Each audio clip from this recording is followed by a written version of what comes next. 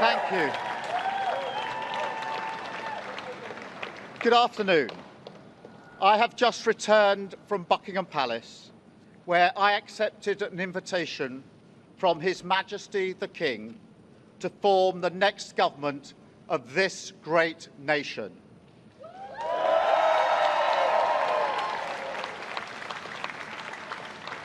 I want to thank the outgoing Prime Minister, Rishi Sunak. His achievement as the first British Asian Prime Minister of our country, the extra effort that will have required should not be underestimated by anyone. And we pay tribute to that today. And we also recognise the dedication and hard work he brought to his leadership. But now our country has voted decisively for change, for national renewal, and a return of politics to public service.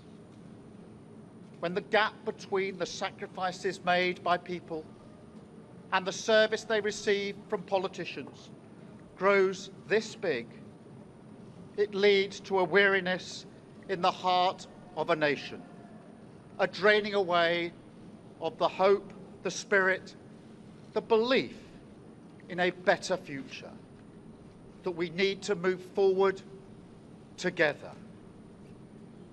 Now, this wound, this lack of trust, can only be healed by actions, not words. I know that.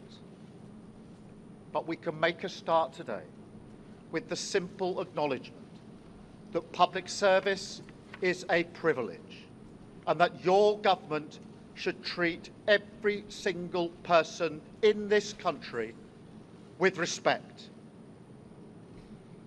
If you voted Labour yesterday, we will carry the responsibility of your trust as we rebuild our country. But whether you voted Labour or not, in fact, especially if you did not, I say to you directly, my government will serve you. Politics can be a force for good. We will show that. We've changed the Labour Party, returned it to service, and that is how we will govern. Country first, party second. Yet, if I'm honest, service is merely a precondition of hope, and it is surely clear to everyone that our country needs a bigger reset, a rediscovery of who we are, because no matter how fierce the storms of history, one of the great strengths of this nation has always been our ability to navigate a way to calmer waters.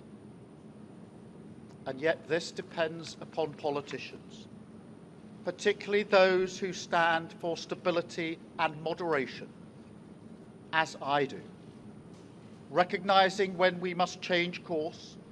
For too long now, we've turned a blind eye as millions slid into greater insecurity. Nurses, builders, drivers, carers, people doing the right thing, working harder every day, recognised at moments like this before, yet as soon as the cameras stop rolling, their lives are ignored. I want to say very clearly to those people, not this time. Changing a country is not like flicking a switch. The world is now a more volatile place. This will take a while. But have no doubt that the work of change begins immediately. Have no doubt that we will rebuild Britain with wealth created in every community, our NHS back on its feet facing the future, secure borders, safer streets, everyone treated with dignity and respect at work, the opportunity of clean British power cutting your energy bills for good. And brick by brick, we will rebuild the infrastructure of opportunity, the world-class schools and colleges, the affordable homes that I know are the ingredients of hope for working people. The security that working class families like mine can build their lives around. Because if I asked you now whether you believe that Britain will be better for your children, I know too many of you would say no. And so my government will fight every day until you believe again.